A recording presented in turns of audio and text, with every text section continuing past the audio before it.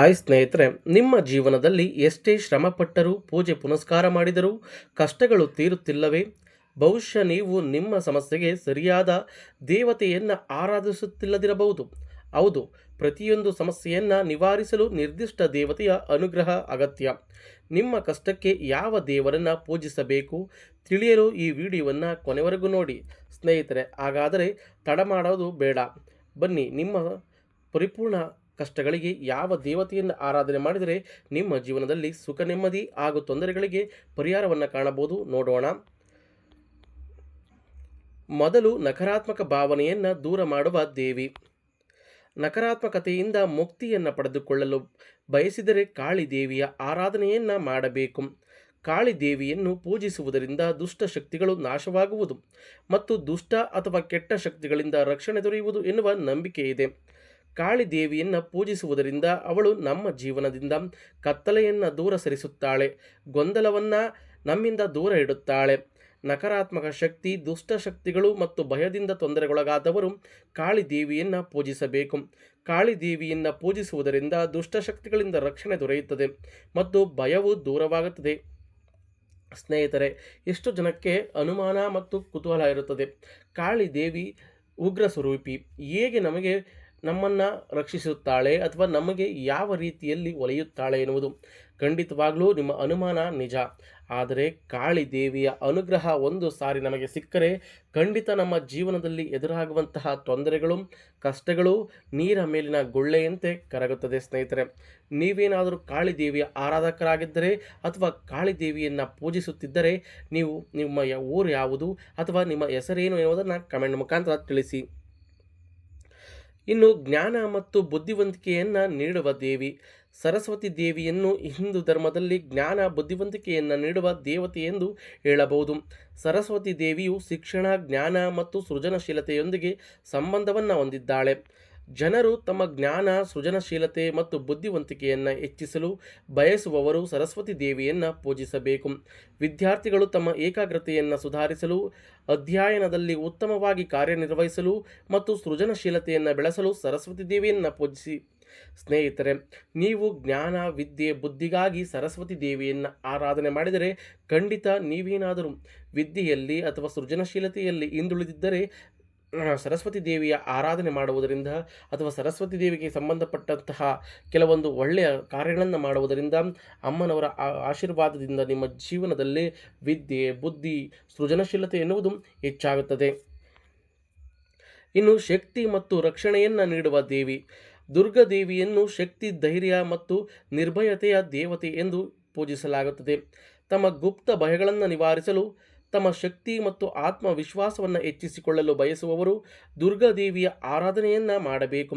ದುರ್ಗಾದೇವಿಯನ್ನು ಪೂಜಿಸುವುದರಿಂದ ನಮ್ಮ ಜೀವನದ ಎಲ್ಲ ಅಡೆತಡೆಗಳು ದೂರ ಆಗುವುದು, ಆತ್ಮವಿಶ್ವಾಸ ಮತ್ತು ಧೈರ್ಯವು ಹೆಚ್ಚಾಗುವುದು ಮತ್ತು ಜೀವನದಲ್ಲಿ ಪ್ರತಿಯೊಂದು ಸವಾಲನ್ನು ಎದುರಿಸಲು ಅವರಿಗೆ ಶಕ್ತಿ ಸಿಗುವುದು. ಸ್ನೇಹಿತರೆ, ದುರ್ಗಾದೇವಿಯ ಆರಾಧನೆ ಮಾಡುವುದರಿಂದ ನಮ್ಮ ಜೀವನದಲ್ಲಿರುವಂತಹ ಆತಂಕವಾಗಬಹುದು, ಭಯ ಆಗಬಹುದು ಅಥವಾ ನಾವು ಅಂದುಕೊಂಡಂತಹ ಕೆಲಸಗಳನ್ನು ಮಾಡಲೇಬೇಕು ಅಥವಾ ಸಾಧಿಸಲೇಬೇಕು ಎನ್ನುವ ಹಠ ಇರುವವರು ದುರ್ಗಾದೇವಿಯ ಆರಾಧನೆ ಮಾಡಿ ಅಮ್ಮನನ್ನು ಒಲಿಸಿಕೊಂಡರೆ ಖಂಡಿತ ನಿಮ್ಮ ಬಾಳು ಬಂಗಾರ. ಏಕೆಂದರೆ ದುರ್ಗಾದೇವಿಯ ಒಲಮೆಯಿಂದ ಎಷ್ಟೋ ಜನರ ಜೀವನದಲ್ಲಿ ಬೆಳಕನ್ನು ಕಂಡಿದ್ದಾರೆ ಹಾಗೂ ನೆಮ್ಮದಿಯ ಸುಖವಾದ ಜೀವನವನ್ನು ಕಾಣುತ್ತಿದ್ದಾರೆ.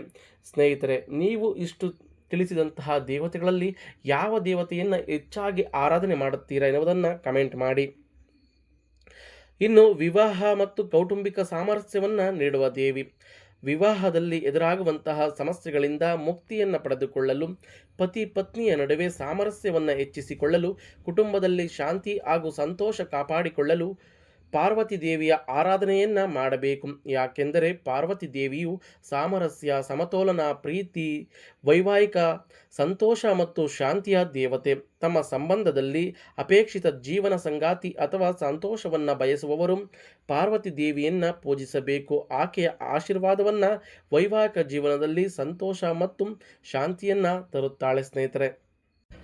ಸ್ನೇಹಿತರೆ, ಪತಿ ಪತ್ನಿ ಕಲಹಕ್ಕೆ ಸಂಬಂಧಿಸಿದಂತೆ ಅಥವಾ ವಿವಾಹಕ್ಕೆ ಸಂಬಂಧಿಸಿದಂತೆ ಪಾರ್ವತಿ ದೇವಿಯನ್ನು ಆರಾಧನೆ ಮಾಡುವುದರಿಂದ ನಿಮ್ಮ ಜೀವನದಲ್ಲಿ ಸಾಮರಸ್ಯ, ಸಮತೋಲನ, ಪ್ರೀತಿ, ವೈವಾಹಿಕ ಸಂತೋಷ ಮತ್ತು ಶಾಂತಿಯ ಹೆಚ್ಚಾಗುತ್ತಾ ಹೋಗುತ್ತದೆ. ನೀವು ಅಂದುಕೊಳ್ಳದ ರೀತಿಯಲ್ಲಿ ನಿಮ್ಮ ಜೀವನದಲ್ಲಿ ನಡೆಯುತ್ತಿರುವ ಕೆಲವೊಂದು ಗೊಂದಲಗಳಿಗೆ ಉತ್ತರವನ್ನು ಕಾಣಬೇಕು ಅಥವಾ ಫುಲ್ ಸ್ಟಾಪ್ ಇಡಬೇಕೆಂದಿದ್ದರೆ ನೀವು ದಯವಿಟ್ಟು ಪಾರ್ವತಿ ದೇವಿಯನ್ನು ಆರಾಧನೆ ಮಾಡುತ್ತಾ ಬನ್ನಿ. ಪಾರ್ವತಿ ದೇವಿಯನ್ನು ಒಲಿಸಿಕೊಳ್ಳುವುದು ಸುಲಭವಾದಂತಹ ದಾರಿ ಮತ್ತು ಸುಲಭವಾದಂತಹ ಮಾರ್ಗಗಳಿವೆ. ಆದರೆ ನಾವು ಮಾಡುವಂತಹ ಕೆಲಸದಲ್ಲಿ ಶ್ರದ್ಧೆ, ಭಕ್ತಿ, ನಂಬಿಕೆ ಇದ್ದರೆ, ದೇವತೆಗಳನ್ನು ಆರಾಧನೆ ಮಾಡಿದರೆ ಖಂಡಿತವಾಗಿ ದೇವರುಗಳನ್ನು ಒಲಿಸಿಕೊಳ್ಳಬಹುದು. ದಯವಿಟ್ಟು ನೀವು ಮಾಡುವ ಕೆಲಸದಲ್ಲಿ ದೇವರನ್ನು ಕಾಣುತ್ತಾ ಅಥವಾ ದೇವರನ್ನು ಆರಾಧನೆ ಮಾಡುತ್ತಾ ನಿಮ್ಮ ಜೀವನವನ್ನು ಸುಖದಾರಿಗೆ ತಂದುಕೊಳ್ಳಿ. ಇನ್ನು ತೃಪ್ತಿಯ ಜೀವನಕ್ಕಾಗಿ ಪೂಜಿಸುವ ದೇವಿ. ಹಿಂದೂ ಧರ್ಮದಲ್ಲಿ ಸಂತೋಷಿ ಮಾತಾಳನ್ನು ತೃಪ್ತಿ, ಶಾಂತಿ ಮತ್ತು ಇಷ್ಟಾರ್ಥಗಳನ್ನು ಈಡೇರಿಸುವ ದೇವತೆ ಎಂದು ಪೂಜಿಸಲಾಗುತ್ತದೆ. ಜನರು ಪ್ರತಿ ಶುಕ್ರವಾರ ಸಂತೋಷಿ ಮಾತಾಳನ್ನು ಪೂಜಿಸುವುದರಿಂದ ಹೆಚ್ಚು ಪ್ರಯೋಜನವನ್ನು ಪಡೆದುಕೊಳ್ಳುತ್ತಾರೆ. ನಿಮ್ಮ ದೈನಂದಿನ ಜೀವನದಲ್ಲಿ ನೀವು ತೊಂದರೆಗೊಳಗಾಗದಿದ್ದರೆ ಮತ್ತು ನಿಮ್ಮ ಆಸೆಗಳನ್ನು ಈಡೇರಿಸಿಕೊಳ್ಳಬೇಕೆಂದು ಬಯಸಿದರೆ ಸಂತೋಷಿ ಮಾತಾಳನ್ನು ಪೂಜಿಸಬೇಕು. ನಿಜವಾದ ಭಕ್ತಿ ಮತ್ತು ಶುದ್ಧ ಮನಸ್ಸಿನಿಂದ ಈಕೆಯನ್ನು ಪೂಜಿಸಿದಾಗ ಆಕೆಯು ಜನರ ಎಲ್ಲ ಆಸೆಗಳನ್ನು ಈಡೇರಿಸುತ್ತಾಳೆ. ಇನ್ನು ಸಂಪತ್ತು ಸಮೃದ್ಧಿಯನ್ನು ಕರುಣಿಸುವ ದೇವಿ. ಲಕ್ಷ್ಮೀ ದೇವಿಯನ್ನು ಧನ, ಸಂಪತ್ತು ಮತ್ತು ಸಮೃದ್ಧಿಯ ದೇವತೆ ಎಂದು ಹೇಳಬಹುದು. ನೀವು ಹಣಕಾಸಿನ ಸಮಸ್ಯೆಗಳನ್ನು ಎದುರಿಸುತ್ತಿದ್ದರೆ, ವ್ಯಾಪಾರ ವ್ಯವಹಾರಗಳಲ್ಲಿ ನಷ್ಟವನ್ನು ಎದುರಿಸುತ್ತಿದ್ದರೆ ಅಂತಹ ಸಂದರ್ಭದಲ್ಲಿ ಲಕ್ಷ್ಮೀ ದೇವಿಯ ಆರಾಧನೆಯನ್ನು ಮಾಡಬೇಕು. ಲಕ್ಷ್ಮೀ ದೇವಿಯನ್ನು ಪೂಜಿಸಿ ಆಕೆಯ ಆಶೀರ್ವಾದವನ್ನು ಪಡೆದುಕೊಳ್ಳುವುದರಿಂದ ಧನ, ಸಂಪತ್ತು ಮತ್ತು ಸಮೃದ್ಧಿ ದೊರೆಯುವುದು, ಹಣಕಾಸಿನ ಸಮಸ್ಯೆಗಳು ದೂರ ಆಗುವುದು. ಸ್ನೇಹಿತರೆ, ಲಕ್ಷ್ಮೀ ದೇವಿಯ ಆರಾಧನೆಯನ್ನು ಪ್ರತಿಯೊಬ್ಬರು ಮಾಡುತ್ತೇವೆ. ಆದರೆ ನಾವು ಮಾಡುವಂತಹ ಕೆಲವು ಸಣ್ಣ ಪುಟ್ಟ ತಪ್ಪುಗಳಿಂದಲೂ ಲಕ್ಷ್ಮೀ ದೇವಿಯ ಕೋಪಕ್ಕೆ ಗುರಿಯಾಗಬೇಕಾದೀತು. ಎಚ್ಚರಿಕೆ: ಲಕ್ಷ್ಮೀ ದೇವಿಯನ್ನು ಅಚ್ಚುಕಟ್ಟಾಗಿ ಆರಾಧನೆ ಮಾಡುತ್ತಾ ಅಚ್ಚುಕಟ್ಟಾಗಿ ನಾವು ಬಲವನ್ನು ಪಡಿಸಿಕೊಂಡರೆ ಖಂಡಿತವಾಗಿ ನಮ್ಮ ಜೀವನದಲ್ಲಿ ಹಣ, ಐಶ್ವರ್ಯ, ಸುಖ, ಶಾಂತಿ, ನೆಮ್ಮದಿ ಎನ್ನುವುದು ತುಂಬಿ ತುಳುಕಾಡುತ್ತದೆ. ನೀವು ಲಕ್ಷ್ಮೀ ದೇವಿಯನ್ನು ಆರಾಧನೆ ಮಾಡುತ್ತಿದ್ದರೆ ಯಾವ ರೀತಿಯ ಕ್ರಮದಲ್ಲಿ ಆರಾಧನೆ ಮಾಡುತ್ತಿದ್ದೀರಾ ಎನ್ನುವುದನ್ನು ಕಮೆಂಟ್ ಮುಖಾಂತರ ತಿಳಿಸಿ. ಸ್ನೇಹಿತರೆ, ಇಷ್ಟು ಸಮಯ ಯಾವ ಸಮಸ್ಯೆಗೆ ಯಾವ ದೇವತೆಯನ್ನು ಆರಾಧಿಸಬೇಕು ಎಂದು ತಿಳಿದುಕೊಂಡಿರಿ. ನಮ್ಮ ಜೀವನದಲ್ಲಿನ ಅದೆಷ್ಟೋ ಸಮಸ್ಯೆಗಳಿಗೆ ದೇವತೆಗಳ ಆರಾಧನೆಯು ಪ್ರಯೋಜನವನ್ನು ತಂದುಕೊಡುವುದು. ನಮ್ಮಲ್ಲಿನ ಆಯಾ ಸಮಸ್ಯೆಗಳಿಗೆ ಅನುಗುಣವಾಗಿ ನಾವು ಆಯಾ ದೇವತೆಗಳನ್ನು ಪೂಜಿಸಬೇಕು. ಯಾವ ಸಮಸ್ಯೆಗಳ ಪರಿಹಾರಕ್ಕೆ ಯಾವ ದೇವತೆಗಳನ್ನು ಪೂಜಿಸಬೇಕು, ದೇವತೆಗಳನ್ನು ಪೂಜಿಸುವುದರ ಪ್ರಯೋಜನಗಳೇನು ಎನ್ನುವುದನ್ನು ಸಂಪೂರ್ಣವಾಗಿ ಈಗ ತಿಳಿಸಿದ್ದೀನಿ. ಅದೇ ಕ್ರಮದಲ್ಲಿ ನೀವು ದೇವತೆಗಳನ್ನು ಆರಾಧನೆ ಮಾಡುತ್ತಾ ಹೋದಲ್ಲಿ ಖಂಡಿತ ನಿಮ್ಮ ಜೀವನ ಸುಖವಾಗಿರುತ್ತದೆ, ನೆಮ್ಮದಿಯ ಜೀವನವಾಗಿರುತ್ತದೆ. ನಾವು ಪೂಜಿಸುವಂತಹ ಪ್ರತಿಯೊಂದು ದೇವರು ಮತ್ತು ದೇವತೆಗಳು ವಿಭಿನ್ನವಾದ ಶಕ್ತಿಯೊಂದಿಗೆ ಸಂಬಂಧವನ್ನು ಹೊಂದಿದ್ದಾರೆ. ಭಕ್ತರು ತಮ್ಮ ಸಮಸ್ಯೆಗಳಿಗೆ ಅನುಗುಣವಾಗಿ ದೈವಿಕ ಮಾರ್ಗದರ್ಶನಕ್ಕೆ ಬದ್ಧವಾಗಿ ನಿರ್ದಿಷ್ಟ ದೇವರು ಮತ್ತು ದೇವತೆಗಳನ್ನು ಪೂಜಿಸುತ್ತಾರೆ. ನಮ್ಮ ಪ್ರತಿಯೊಂದು ದೊಡ್ಡ ಮತ್ತು ಚಿಕ್ಕ ಸಮಸ್ಯೆಗಳ ಪರಿಹಾರಕ್ಕೆ ಕೇವಲ ದೇವರು ಮಾತ್ರವಲ್ಲ, ದೇವತೆಗಳ ಆರಾಧನೆಯೂ ಪರಿಹಾರವಾಗಿದೆ. ಸಂತಾನ, ಸಂಪತ್ತು, ಸಮೃದ್ಧಿ, ಆರೋಗ್ಯ, ಶಾಂತಿಯನ್ನು ಪಡೆದುಕೊಳ್ಳಲು ಹಾಗೂ ವ್ಯಾಪಾರ, ಉದ್ಯೋಗದಲ್ಲಿ ಎದುರಾಗುವಂತಹ ಸಮಸ್ಯೆಗಳಿಗೆ ಪರಿಹಾರವನ್ನು ಕಂಡುಕೊಳ್ಳಲು ವಿಭಿನ್ನ ದೇವತೆಗಳ ಶಕ್ತಿಗಳು ಸಹಾಯ ಮಾಡುತ್ತದೆ. ನಮ್ಮ ಸಮಸ್ಯೆಗಳಿಗೆ ಅನುಗುಣವಾಗಿ ಸರಿಯಾದ ದೇವತೆಗಳನ್ನು ಪೂಜಿಸುವುದರಿಂದ ಅಪೇಕ್ಷಿತ ಧಾರ್ಮಿಕ ನಂಬಿಕೆಗಳನ್ನು ನಾವು ಪಡೆದುಕೊಳ್ಳಬಹುದು ಹಾಗೂ ಫಲಿತಾಂಶಗಳನ್ನು ಕಾಣಬಹುದು. ಸ್ನೇಹಿತರೆ, ನೋಡಿದ್ರಲ್ಲ, ಯಾವ ಸಮಸ್ಯೆಗಳಿಗೆ ಯಾವ ದೇವತೆಗಳನ್ನು ಆರಾಧನೆ ಮಾಡಬೇಕು, ಆ ದೇವತೆಗಳನ್ನು ಆರಾಧನೆ ಮಾಡುವುದರಿಂದ ಯಾವ ಶುಭ ಫಲಗಳನ್ನು ನಾವು ಪಡೆದುಕೊಳ್ಳುತ್ತೀವಿ ಎನ್ನುವ ಸಂಪೂರ್ಣ ಮಾಹಿತಿಯನ್ನು ನಾನು ನಿಮಗೆ ತಿಳಿಸಿದ್ದೀನಿ.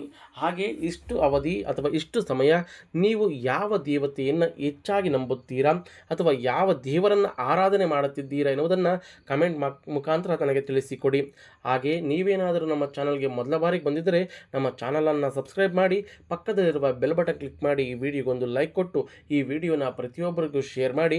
ಜೈ ದುರ್ಗಾದೇವಿ, ಜೈ ಲಕ್ಷ್ಮೀ ದೇವಿ ಅಂತ ಕಮೆಂಟ್ ಮಾಡಿ.